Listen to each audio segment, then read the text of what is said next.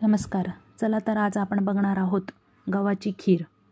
काही जण याला भरड्याची खीर असेही म्हणतात, तर काही जण याला खपली गव्हाची खीर असेही म्हणतात.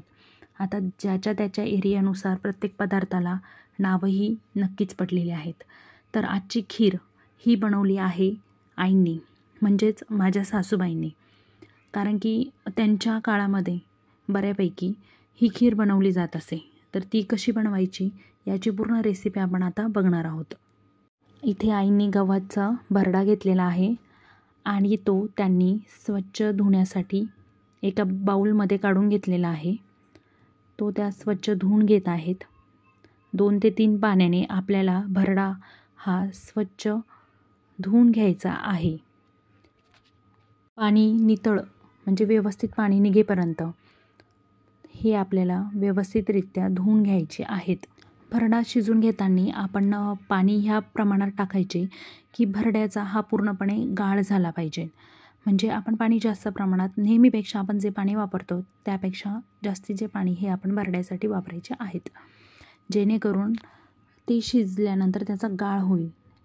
याला उकळी येऊन द्यायची आहे, एक उकळी येऊन द्यायची आणि त्यानंतर आपण कुकरचं हे झाकण आहे ते लावायचं आहे, जेणेकरून वाफ व्यवस्थितरित्या ही कुकरला बसेल. 5 ते 6 शिट्ट्या आपल्याला करून घ्यायच्या आहेत. सांगितल्याप्रमाणे आपल्याला जास्त पाणी घालून भरड्याचा आपल्याला एक गाळ तयार करून घ्यायचा आहे, म्हणजे शिजल्यासारखं पूर्ण ते गळाले पाहिजे.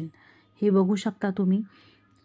व्यवस्थितरित्या ते आपण चमच्याच्या साहाय्याने एकजीव करून घ्यायचे आहे. पाणी गरम असते त्याच्यामुळे ते व्यवस्थितरित्या एकजीव पण होऊन जाते. आपण जे जास्त पाणी टाकतो त्याच्यामुळे ते पूर्णपणे गळण्यासाठी मदत होते. त्यानंतर आपण एक आपल्याला पातेलं घ्यायचं आहे, त्याच्यामध्ये आपल्याला तूप टाकायचं आहे आणि आपण आपल्या पद्धतीने आपल्याकडे ज्या वस्तू असतील जसे की काजू बदाम झालेत, मनुके झालेत, हे आपण कट करून घ्यायचे आहेत आणि त्या गरम तुपामध्ये आपल्याला ते व्यवस्थितरित्या फ्राय होण्यासाठी ठेवायचे आहेत. त्यानंतर आपल्याला लागणार आहेत किसलेले खोबरं, जे की आपण वापरणार आहोत.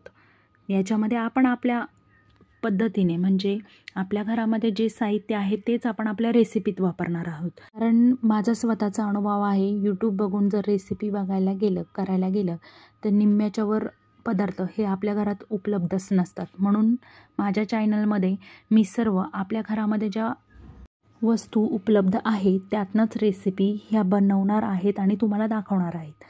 आता यामध्ये आपण जे भरडा शिजवलेला होता, म्हणजे जे गहू शिजवले होते ते आपण आपल्या फ्राय केलेल्या ड्रायफ्रूट्समध्ये व्यवस्थितरित्या एकजीव करून त्यामध्ये टाकून दिलेले आहेत आणि ते आपल्याला व्यवस्थित मिक्स करून घ्यायचे आहेत आणि ते शिजू द्यायचे आहे आणि त्याला आपल्याला एक उकळ घ्यायची आहे. त्यानंतर मी यामध्ये करून ठेवलेली वेलची आणि जायफळची पूड मी ॲड केलेली आहे. ती आपण आपल्या चवीनुसार आपल्याला जेवढी योग्य वाटते ती टाकायची. 1 चमचा टाकली तरीही ठीक आहे. त्यानंतर याची आपण व्यवस्थितरित्या तूप व्यवस्थितरित्या सुटेपर्यंत आपल्याला याची उकळ घेऊन घ्यायची आहे.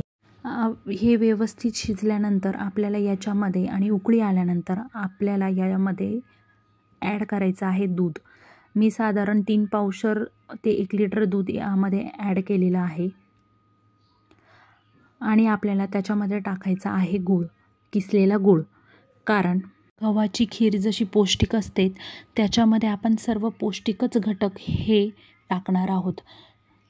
त्यामुळे आपण साखर न टाकता त्यामध्ये गूळ वापरणार आहोत. आणि ही तयार आहेत आपली गव्हाची खीर. आणि गव्हाच्या खिरीसोबत खाण्यासाठी मी बनवायला घेतल्या होत्या पुऱ्या, ज्या की मी बनवत आहे. कारण की खिरीसोबत म्हणजे आमच्या घरात तरी सर्वांना पुरी आवडते, त्यामुळेच म्हणजे मोस्टली सगळ्यांकडेच आवडते. हे बघा, पुरी मस्तपैकी टम फुगलेली आहे. ती पुरी मी बनवलेली आहे.